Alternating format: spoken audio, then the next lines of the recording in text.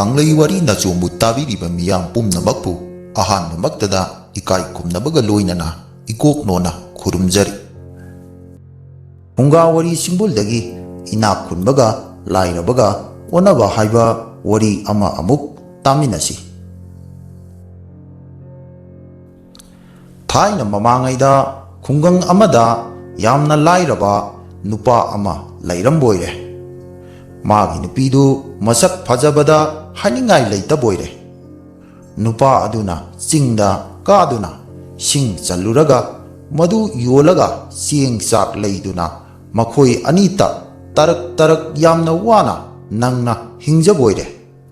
Nongmadi lairaba nupaduna sing chanba chatkringaida magi phajabi nupiduna turendagi ising sokluraga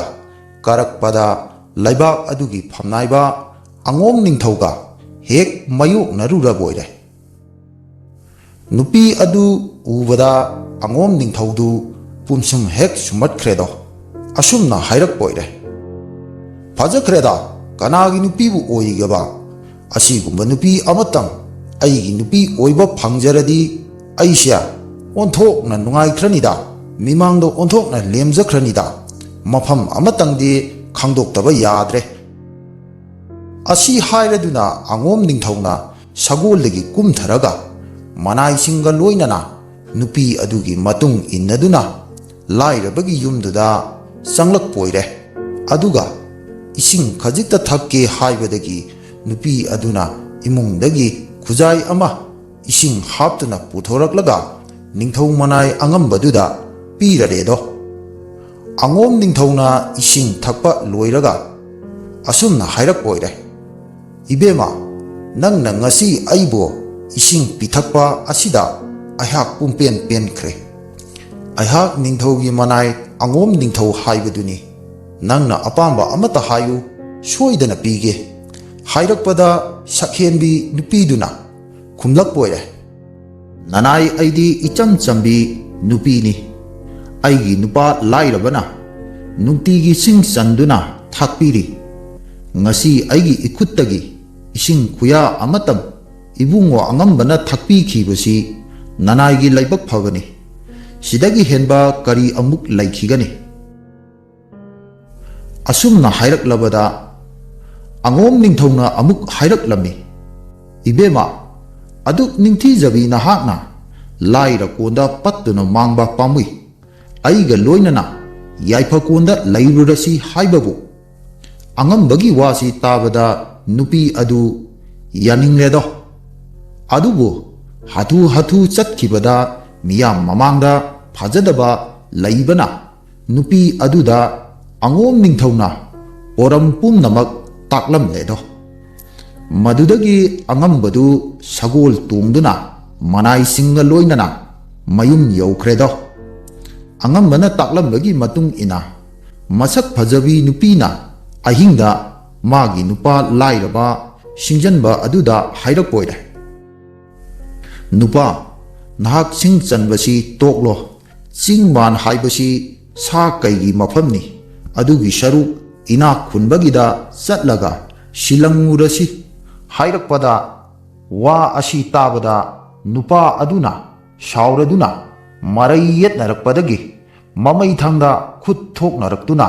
nupi adu sei tap tana charedo. Nongalaga nupi aduna angom ningthaugi manakta mawana phubagi wayen binaba chatkredo. Makoi ani angom ningthaugi manakta thunglare. Nupigi wakat taraga angom ningthauna hairak poire. Sumida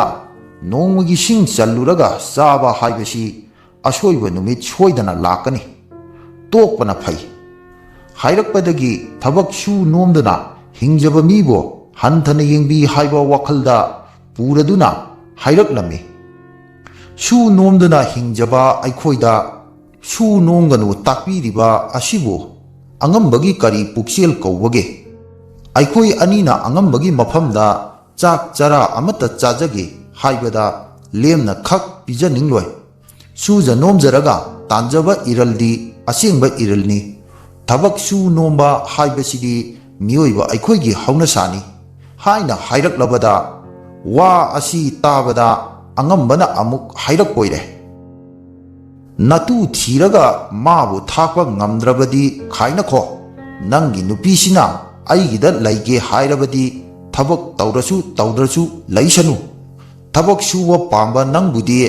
thakpa ngamloi hairam laga hai nupi kari pami nangdi asumna hanglakpada nupi duna khumlak poire angambagi nakta laijarabasu yajai haina khumlakhi masi tabada angambagi nupi khurai laimana magi nupada hairak poire adudi ibungo sak phajabi ibi masiga nungaina lamina haubiro su nomba pamjaba aidi lairaba asigi matung injakhrage hairam laga lairabadugi khudang pairaga singduna chatkhredo lairabadusu mangla hara mafam khangdana khurai laimagi matung innakhredo lairabaga khurai laimaga anidu pukchel khujel tinnana laiminaki lairabana nongmagi phanglakpa selna nini chatnaba honaduna nongmagi khara khara lemhanduna mapung phana paibudu ubada hi lalonba laktuna punna laiki boire nongma lairabana u akangba matuk ama thengnaruduna makak ama kaklaga mayumda purai nupina nupagi kokthongdu thabada manam nungsiba ama phaurakpada chingnaduna yenglubabu agar oiramledo matungda magi nupi khurai laimagi thawin sindagi lairabana laikai naharol sing sak khangduna agar u adu khajikta phawba lemhandana thangduna purakledo agar lalonba sing laktuna sana lupa khawjau piduna laikhredo madudagi phanglakpa selna yum kai singai phaugai sangoi lukoi amadi sal sangolna chingba saduna ani subat ningthogum nungaina paledo nongmadi khurai laimana magi nupa lairabada hairaboire haujikti laigi nongdamdagi aikhoi chaba thakpa setpa inba thoidokna watre aduna ningthogi manak naktuna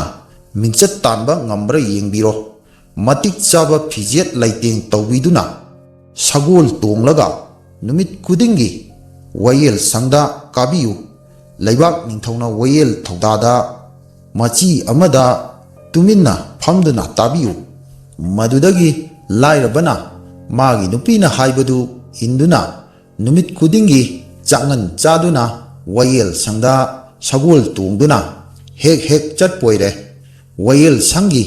machi amada phamduna laibak ningthongna wayen badu tuminna taduna laiboire numit khudingi lakpa uduna ningthongna su masak khara khara khangbiredo nongmagi numit amadi ningthongna wayel sangi phamnaiba singda sadanba chatnaba haibada lairaba busu yawrusi haiduna hawbiraklabada lairabanasu harau harau mayumda kumlaklaga magi nupi khurai laimada tamledo khurai laimanasu harau jare mahakna ningjaba thunglagani khanjare mahakna nupaduda hairai chana thaknaba thorang pumnamak aina sinjagani wafam amana ningthauga loinana sadanba chatpada ningthaubu suktha thadokpiganu asumna magi nupina haigadaba takadaba pumnamak loiraba matungda lairabana chakyom chingjelna chingba puraga sagol tongduna konung yaurakledo konungda mayam angam athausing tillabada ningthongna sa tanabagi damakta sagol thauraduna umangi makai panglakledo somdana angom ningthodi magi nupi sak phajabiga ahing chupa wari saduna laithokpada yahau thengbadagi mayanga loinana chatpa nanghaudraduna mayumda adum halakla boire sadanba chatkhiba ningthona numittu sa amata thengnadre numit tasillaklabada saji ama khaktang thengnaduna tanabada sagol khurup thana thaukhibana manai masel amattana tanaba phangkhidre ꯁꯖꯤ ꯑꯃꯈꯛꯇꯪ ꯊꯦꯡꯅꯗꯨꯅ ꯇꯥꯟꯅꯕꯗ ꯁꯒꯣꯜ ꯈꯨꯔꯨꯞ ꯊꯥꯅ ꯊꯧꯈꯤꯕꯅ ꯃꯅꯥꯏ ꯃꯁꯦꯜ ꯑꯃꯠꯇꯅ ꯇꯥꯟꯅꯕ ꯐꯪꯈꯤꯗ꯭ꯔꯦꯗꯣ ꯂꯥꯏꯔꯕ ꯑꯗꯨꯇꯪꯗꯤ ꯀꯟꯅ ꯇꯥꯟꯅꯗꯨꯅ ꯅꯤꯡꯊꯧꯒ ꯂꯣꯏꯅꯔꯤ ꯑꯇꯩꯗꯤ ꯃꯝꯁꯤꯜꯂꯛꯄꯗꯨꯗ ꯃꯌꯨꯝ ꯃꯥꯏꯀꯩ ꯄꯥꯡꯅ ꯆꯠꯅꯈ꯭ꯔꯦ ꯅꯤꯡꯊꯧꯅ ꯇꯥꯟꯅꯔꯛꯄ ꯁꯖꯤꯗꯨꯁꯨ ꯎꯃꯪ ꯑꯃꯗ ꯃꯥꯡꯈ꯭ꯔꯦ ꯅꯨꯃꯤꯠꯁꯨ ꯇꯥꯈꯤꯗꯨꯅ ꯄꯨꯝꯃꯝ ꯃꯝꯈ꯭ꯔꯦ ꯅꯤꯡꯊꯧꯅ ꯍꯟꯅ ꯌꯦꯡꯊꯣꯛꯈꯤꯕꯗ ꯂꯥꯏꯔꯕ ꯑꯗꯨꯇꯪ ꯂꯩꯔꯝꯕ ꯎꯕꯗ ꯃꯄꯨꯛꯅꯤꯡ ꯆꯥꯎꯈꯠꯈꯤ ꯂꯥꯏꯔꯕꯅ ꯅꯤꯡꯊꯧꯕу ꯃꯇꯥ ꯆꯥꯕ ꯃꯐꯝꯗ ꯄꯨꯔꯗꯨꯅ ꯑꯍꯤꯡ ꯂꯦꯛꯃꯤꯟꯅꯈꯤꯔꯝꯃꯤ ꯃꯇꯤꯛ ꯆꯥꯕ ꯁꯦꯕꯥ ꯇꯧꯖꯔꯕ ꯃꯇꯨꯡꯗ ꯈꯨꯔꯥꯏ ꯂꯩꯃꯅ ꯌꯣꯝꯂꯛꯄ ꯆꯌꯣꯝꯗꯨ ꯃꯅꯤꯡꯊꯧꯗ ꯀꯠꯆꯔꯦ ꯆꯌꯣꯝ ꯆꯥꯕ ꯊꯛꯄ ꯂꯣꯏꯔꯒ ꯅꯤꯡꯊꯤꯖꯅ ꯁꯦꯝ ꯁꯥꯔꯒ ꯄꯣꯊꯥꯐꯝꯗ ꯅꯤꯡꯊꯧꯕꯨ ꯄꯣꯊꯥꯍꯜꯂꯝꯃꯤ ꯁꯒꯣꯜ ꯑꯅꯤꯗꯨ ꯎ ꯑꯃꯗ ꯄꯨꯟꯁꯤꯜꯂꯒ ꯂꯥꯏꯔꯕ ꯅꯨꯄꯥꯗꯨꯅ ꯑꯍꯤꯡ ꯃꯤꯡꯁꯦꯜ ꯈꯥꯡꯗꯨꯅ ꯅꯤꯡꯊꯧꯗꯨ ꯉꯥꯛ ꯁꯦꯟꯗꯨꯅ ꯂꯩꯈꯤ ꯅꯣꯡꯉꯥꯜꯂꯒ ꯂꯥꯏꯔꯕꯅ ꯏꯁꯤꯡ ꯁꯣꯛꯂꯨꯗꯨꯅ ꯅꯤꯡꯊꯧꯅ ꯆꯤꯟ ꯌꯥ ꯁꯦꯡꯗꯣꯛꯄ ꯂꯣꯏꯔꯒ ꯉꯥꯏꯍꯥꯛ ꯄꯣꯊꯥꯕꯗ ꯍꯪꯕꯣꯏꯔꯦ ꯏꯕꯨꯡꯉꯣ ꯅꯍꯥꯛꯄꯨ ꯀꯅꯥꯅꯣ ꯃꯗꯨꯗꯒꯤ ꯂꯥꯏꯔꯕꯅ ꯋꯥꯔꯤ ꯋꯥꯈꯣꯡ ꯄꯨꯝꯅꯃꯛ ꯅꯤꯡꯊꯧꯗ ꯇꯝꯖꯔꯕꯗ ꯅꯤꯡꯊꯧꯅ ꯄꯦꯟꯕꯤꯔꯗꯨꯅ ꯍꯥꯏꯔꯛꯄꯣꯏꯔꯦ ꯅꯍꯥꯛꯅ ꯉꯁꯤ ꯇꯧꯔꯤꯕꯁꯤ ꯑꯩꯍꯥꯛ ꯑꯣꯟꯊꯣꯛꯅ ꯄꯦꯜꯂꯦ ꯀꯅꯥꯃꯠꯇꯅ ꯏꯇꯨꯡ ꯏꯜꯂꯛꯇ꯭ꯔꯕꯗ ꯅꯪꯇꯅ ꯑꯩꯕꯨ ꯊꯥꯗꯣꯛꯇꯅ ꯁꯦꯟꯅꯗꯨꯅ ꯂꯥꯛꯂꯤ ꯅꯪꯅ ꯑꯄꯥꯝꯕ ꯑꯃꯠꯇ ꯅꯤꯡꯊꯧ ꯑꯩꯒꯤ ꯏꯐꯝꯗꯒꯤ ꯅꯤꯌꯨꯗꯅ ꯂꯥꯏꯔꯕꯅ ꯑꯃꯨꯛ ꯍꯥꯏꯔꯛꯂꯝꯃꯤ ꯅꯅꯥꯏ ꯑꯩꯕꯨ ꯊꯧꯖꯥꯟꯕꯤꯔꯕꯗꯤ ꯑꯉꯣꯝ ꯅꯤꯡꯊꯧ ꯍꯥꯞꯄꯤꯌꯨ ꯍꯥꯏꯖꯔꯕꯗ ꯅꯤꯡꯊꯧꯅ ꯌꯥꯕꯤꯔꯗꯨꯅ ꯃꯊꯪꯒꯤ ꯂꯣꯏꯁꯪ ꯇꯤꯟꯕꯗ ꯐꯝꯅꯥꯏꯕ ꯑꯉꯝꯕ ꯃꯌꯥꯝꯒꯤ ꯃꯃꯥꯡꯗ ꯂꯥꯏꯔꯕ ꯅꯨꯄꯥꯗꯨꯕꯨ ꯑꯉꯣꯝ ꯅꯤꯡꯊꯧ ꯍꯥꯞꯂꯦ ꯍꯥꯏꯅ ꯂꯥꯎꯊꯣꯛꯈꯤꯔꯝꯃꯤ ꯃꯗꯨꯗꯒꯤ ꯍꯧꯅꯕꯤꯒꯤ ꯃꯇꯨꯡ ꯏꯟꯅ ꯃꯅꯥ ꯃꯊꯨꯝ ꯃꯅꯥꯏ ꯃꯁꯦꯜ ꯗꯣꯂꯥꯏ ꯂꯦꯡꯖꯥꯎꯅ ꯆꯤꯡꯕ ꯄꯤꯗꯨꯅ ꯅꯨꯃꯤꯠꯇꯨꯗꯒꯤ ꯑꯉꯣꯝ ꯅꯤꯡꯊꯧ ꯑꯣꯏꯍꯟꯗꯨꯅ ꯂꯩꯕꯥꯛꯀꯤ ꯋꯥꯌꯦꯜ ꯊꯧꯗꯥꯗ ꯌꯥꯎꯍꯟꯗꯨꯅ ꯂꯥꯏꯔꯕꯗꯨ ꯅꯤꯡꯊꯧꯒꯤ ꯃꯇꯤꯛ ꯆꯥꯕ ꯐꯝꯅꯥꯏꯕ ꯑꯣꯏꯈꯤꯕꯣꯏꯔꯦ ꯁꯛꯍꯦꯟꯕꯤ ꯂꯤꯟꯗꯥꯎꯕꯤ ꯍꯥꯏꯅꯕꯒꯨꯝ ꯃꯁꯛꯇꯃꯛ ꯐꯖꯕ ꯃꯒꯨꯟꯗꯤ ꯌꯥꯎꯗꯕ ꯅꯨꯄꯤꯗꯤ ꯃꯥꯡ ꯇꯥꯛꯅꯕꯒꯤ ꯃꯁꯛꯅꯤ ꯃꯁꯛ ꯐꯖꯕꯤ ꯄꯥꯝꯂꯨꯕ ꯍꯥꯟꯅꯒꯤ ꯑꯉꯣꯝ ꯅꯤꯡꯊꯧꯗꯣ ꯂꯩꯈꯥ ꯇꯥꯅ ꯃꯥꯡꯊꯔꯛꯈꯤ ꯄꯨꯛꯆꯦꯜ ꯇꯞꯄꯤ ꯂꯧꯁꯤꯡ ꯂꯩꯕꯤ ꯈꯨꯔꯥꯏ ꯂꯩꯃ ꯐꯪꯖꯕꯗꯒꯤ ꯁꯤꯡꯖꯟꯕ ꯂꯥꯏꯔꯕꯗꯣ ꯑꯉꯣꯝ ꯅꯤꯡꯊꯧ ꯑꯣꯏꯗꯨꯅ ꯅꯨꯡꯉꯥꯏꯅ ꯄꯥꯟꯈꯤꯕꯣꯏꯔꯦ ꯂꯣꯏꯁꯤꯜꯂꯛꯄꯗ ꯆꯦꯅꯦꯜ ꯑꯁꯤꯕꯨ ꯁꯄꯣꯔꯠ ꯇꯧꯕꯤꯕ ꯑꯣꯏꯅ ꯂꯥꯏꯛ ꯀꯣꯃꯦꯟ ꯁꯤꯌꯔ ꯑꯃꯗꯤ ꯁꯕꯁꯀ꯭ꯔꯥꯏꯕ ꯇꯧꯁꯤꯟꯕꯤꯔꯝꯃꯨ ꯃꯈꯥ ꯇꯥꯕ ꯚꯤꯗꯤꯑꯣ ꯁꯦꯝꯕ ꯃꯇꯝꯗ ꯃꯌꯥꯝꯒꯤ ꯑꯄꯥꯝꯕ ꯁꯦꯝꯕ ꯉꯝꯅꯅꯕꯒꯤꯗꯃꯛ ꯀꯣꯃꯦꯟꯗ ꯍꯥꯏꯕꯤꯔꯝꯃꯨ ꯃꯁꯤ ꯍꯥꯏꯔꯒ ꯃꯌꯥꯝꯗꯒꯤ ꯀꯥꯏꯅꯅꯕ ꯌꯥꯊꯪ ꯅꯤꯖꯔꯤ